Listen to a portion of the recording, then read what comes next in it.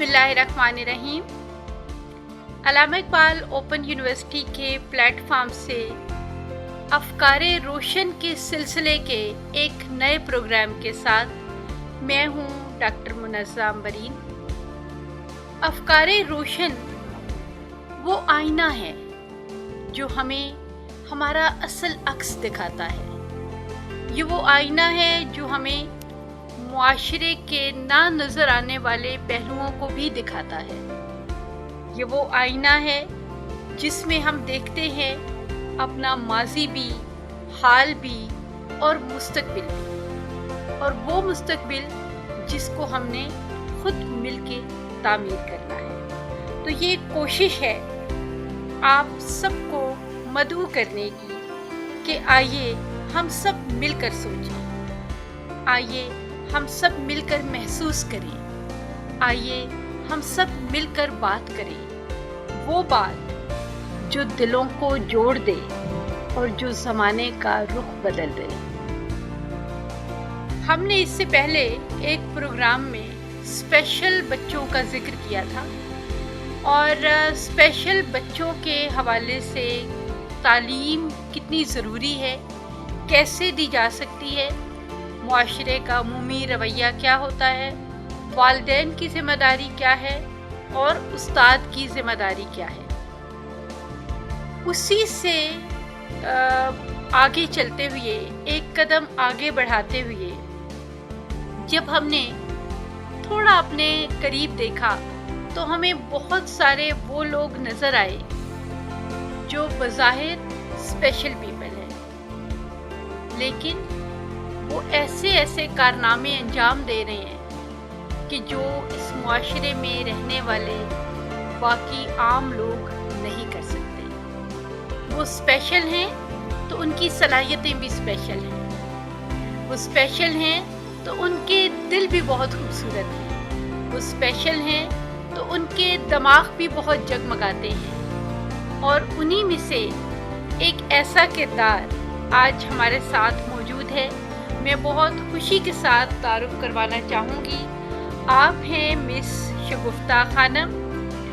आप अल्लामा Iqbal open university में PhD की तौलबा हैं, बल्कि पीएचडी में भी अब ये रिसर्च के लेवल पे हैं और बहुत जल्दी ये डॉक्टर शगुफ्ता खानम हो जाएंगी।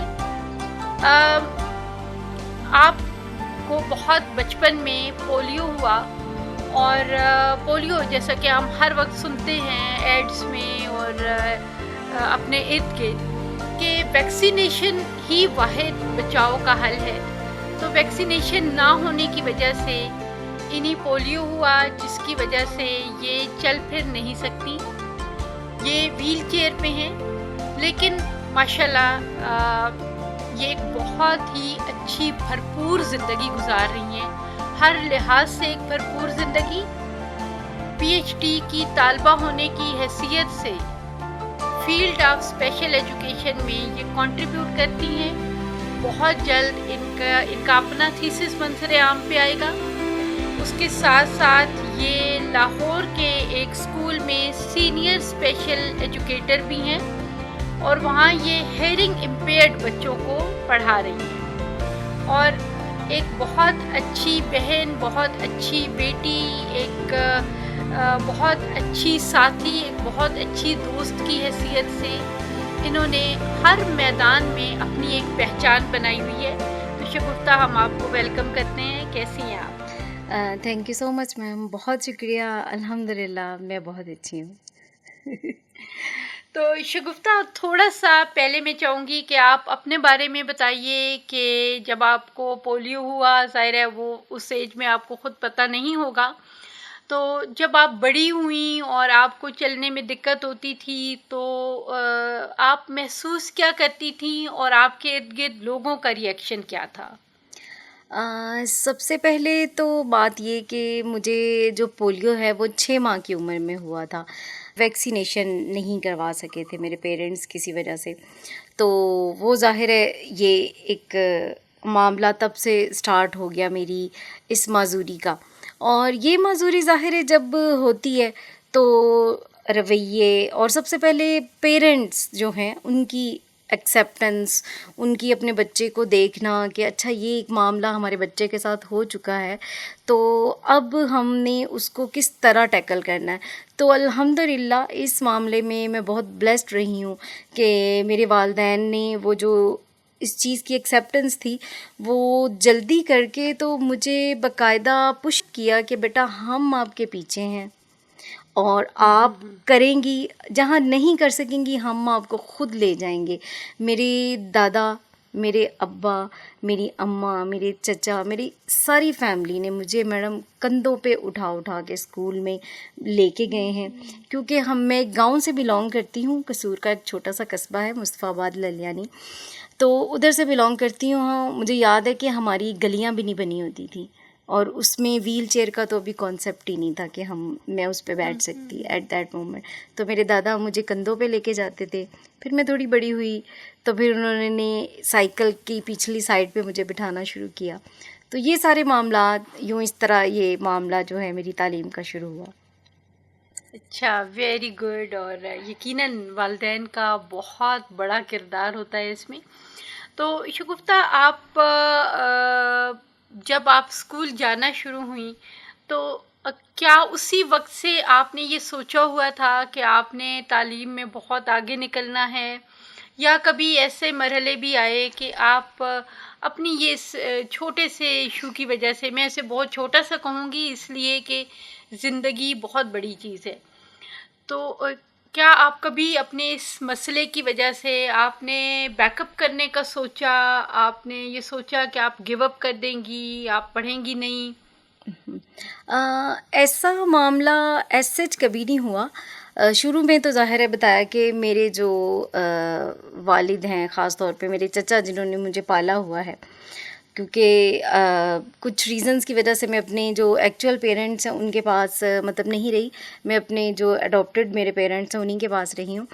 तो उन्होंने मुझे हमेशा कहा कि बेटा ये मामले नहीं हैं कि आप चल नहीं सकते हो, ये मामले ये हैं कि आप ये टांगों पे नहीं चलना, आपने अपने पैरों पे उड़ना है, ठीक है। वो पर जो लोगों को नज़र नहीं आते तो उन पे आपने सवार होना है, उन पे ऐसे उड़ना है कि मेरा बच्चा सबसे अलग नज़र आए, कि इसकी टांगें नहीं है तो क्या हुआ, ये एक तो बहुत बड़ा अफसर है।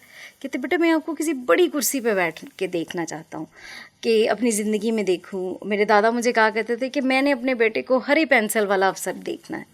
तो मुझे उनकी वो बातें हमेशा ऐसे मोटिवेट करती रही। हाँ, चीज़ें आती हैं कि मतलब मुझे वो दिन पहला याद है जिस दिन मेरे दादा मुझे स्कूल छोड़ के आए, तो वो उनको छुट्टी का टाइम पता नहीं था, वो लेट हो गए थोड़ा। तो मैं डरी बैठी थी कि हाय पता नहीं क्या होगा, मैं यहाँ पे कैसे रहूँगी, क्या होगा। मतलब मेरे लिए नई जगह थी ना, घर से उठ के स्कूल आना। पहले क्योंकि माजूरी में हमें सबसे ज़्यादा जो एक डिसएडवांटेज दिया जाता है वो है पैम्परिंग की जाती है हमारी, बहुत ज़्यादा हमें कर दिया जाए। तो वो मेरा बहुत डर था। मेरे दादा आए और मैं उनके साथ ऐसे ही लिपट गई कि शुक्र है बाजी आप आ गए, मैं बहुत डर गई थी। तो ये बात थी। हाँ, स्कूल में जो भी हर्डल्स थी होती रहीं। हम इतनी दूर था स्कूल, 1.5-2 किलोमीटर चल के जाते। मेरे दादा मुझे मेरी चेयर को पुश करके जाते, मुझे चेयर चलाने नहीं देते, मुझे कहते कि बेटा आपने चेयर नहीं चलानी, ये हाथ पेंसिल चलाएंगे, इससे चेयर नहीं चलानी। वो खुद इतनी दूर बूढ़े होके मुझे लेके जाते मैडम। और उसके बाद फिर जब मैंने स्कूल कर लिया, फिर मैं कॉलेज आई, तो कॉलेज में भी जो मेरा हॉस्टल था वो ऊपर था फर्स्ट फ्लोर पे, और मेरी जो कॉलेज नीचे थी, क्लासेस नीचे होती थी। तो मैं उन्हीं सीढ़ियों को बैठ बैठ के चढ़ती। मेरे जो फ्रेंड्स हैं वो मेरी सपोर्ट होते, वो मेरी बुक्स ले जाते, वो मेरी व्हील चेयर उठा के ऊपर ले जाते। और इसी तरह फिर यूनिवर्सिटी आए तो यूनिवर्सिटी में भी कोई सेकंड नहीं तो थर्ड फ्लोर पे क्लासें होती थी।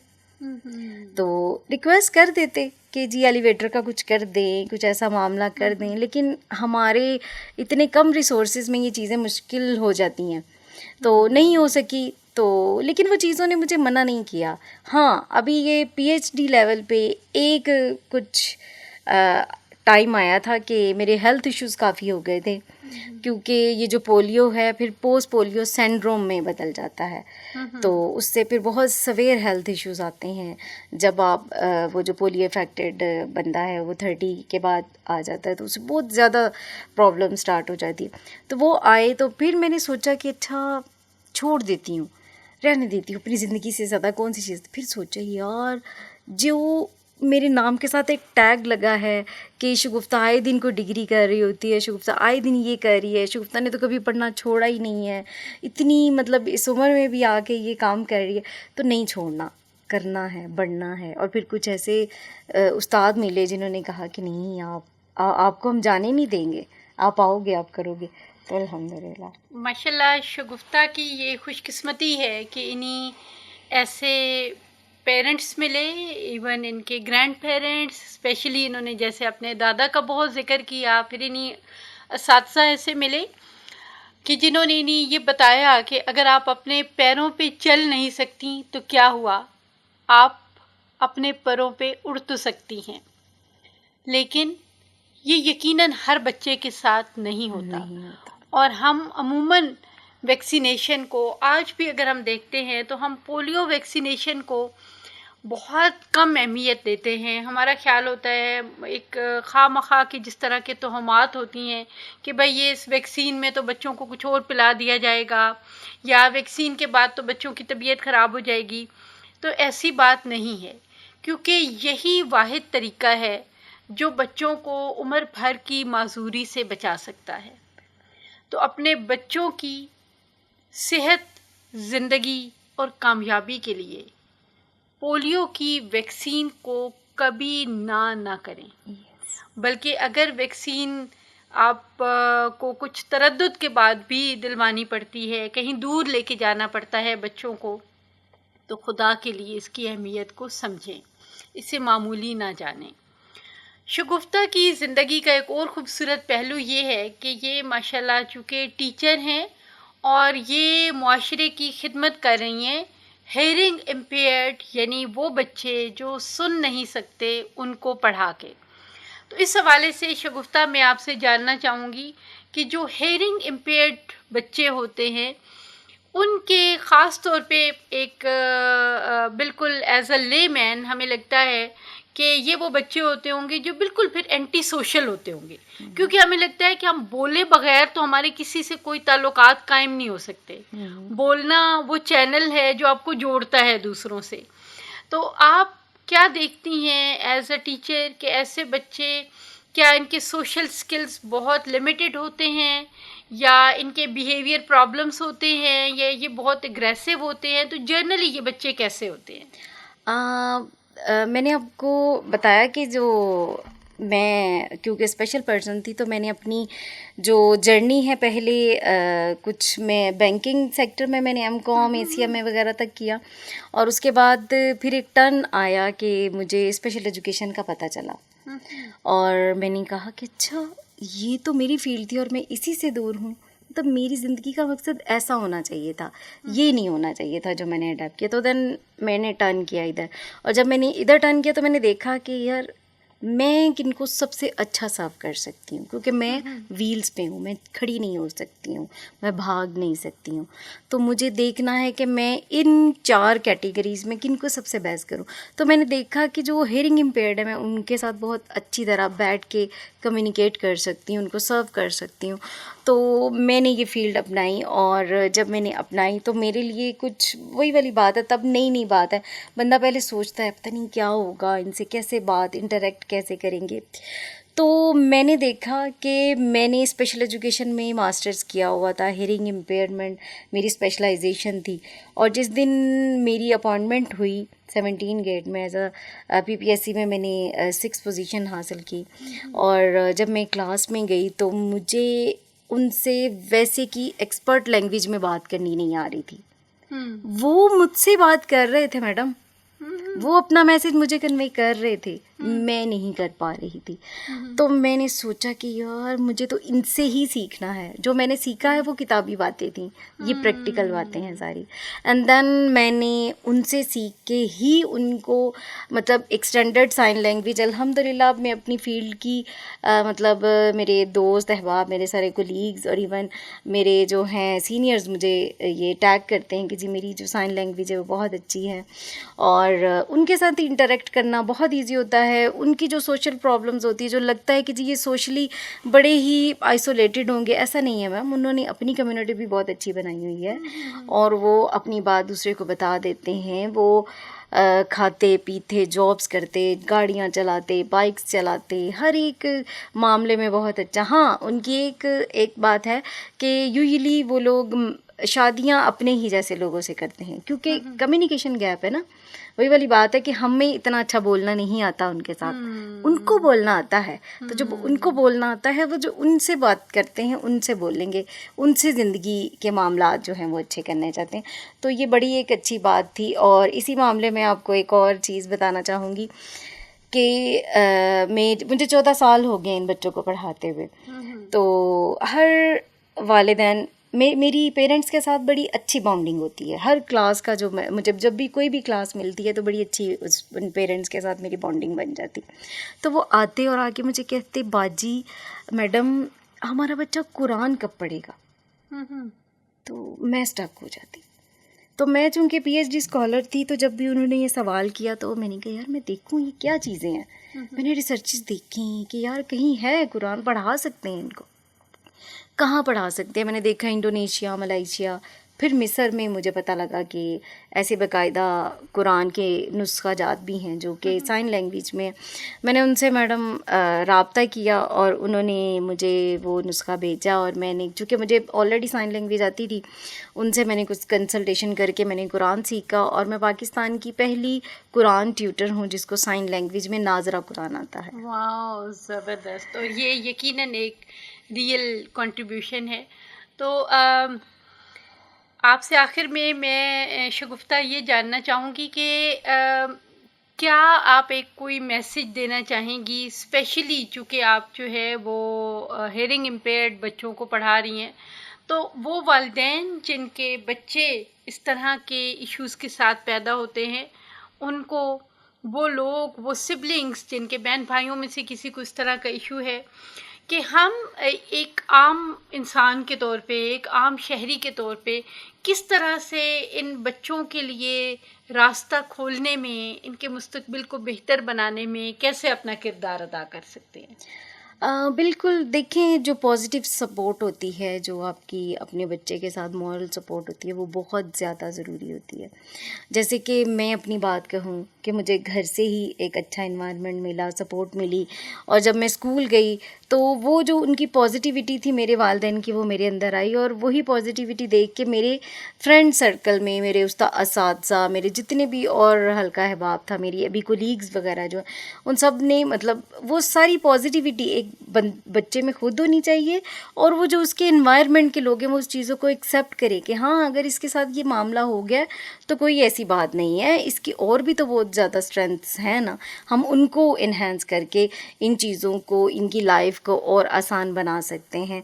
और मैं उम्मीद करती हूँ कि ख़ास तौर पे पेरेंट्स जो हैं वो इस मामले में ज़रूर जो हैं कंट्रीब्यूट करें, एक्सेप्ट करें अपने बच्चे को। व्हाटएवर जो होना था वो हो चुका होता है, लेकिन अब जो होना है मज़ीद, उसको आप बेटर कर सकते हैं अपने बच्चे का अच्छा ब्रॉटअप करके। बहुत खूबसूरत बात। और यकीनन जहाँ एक इंसान के अपने अंदर एक मोटिवेशन, एक पॉजिटिविटी, एक अपने पे ट्रस्ट कि वो कुछ कर सकता है, ये बहुत ज़रूरी है। और वहाँ इर्द गिर्द रहने वाले लोगों का उससे अच्छी तवक्कुआत रखना, उसको भरपूर एतमाद देना और उसको एक सपोर्ट का एहसास दिलाना कि आप में कोई भी कमी हो लेकिन हम आपसे गैर मशरूत मोहब्बत करते हैं, ये बड़ा ज़रूरी है। बहुत शुक्रिया शगुफ्ता आपके टाइम का, आपकी इन खूबसूरत बातों का। अल्लाह करे कि जिस तरह से माशाल्लाह आप कंट्रीब्यूट कर रही हैं, अल्लाह ताला आपकी तौफीकात में मज़ीद इजाफ़ा करे और आप इसी तरह से रोशनियाँ फैलाती रहें, रोशनियों के सफ़र को जारी रखें। जाते जाते मैं ये ज़रूर कहना चाहूँगी कि हम में से हर एक अपने हिस्से का एक चिराग ज़रूर जला सकता है। तो आइए हम अहद करें कि हम भी अपने हिस्से का एक चिराग ज़रूर जलाएंगे। वो चिराग जो किसी की ज़िंदगी को रोशन बना दे, वो चिराग जो किसी को रास्ता दिखा दे, वो चिराग जो पाकिस्तान के मुस्तकबिल को बेहतर बना दे। क्योंकि दुआ है कि खुदा करे कि मेरी अर्ज़े पाक पे उतरे वो फसले गुल जिसे अंदेशे ज़वाल न हो हर एक फ़र्द तहज़ीबो फ़न का ओजे कमाल, यहाँ कोई मलूल न हो, कोई खस्ता हाल न हो। आमीन। अगले प्रोग्राम तक के लिए अपना बहुत ख्याल रखिएगा। बहुत जल्द मिलेंगे एक नए प्रोग्राम के साथ। तब तक के लिए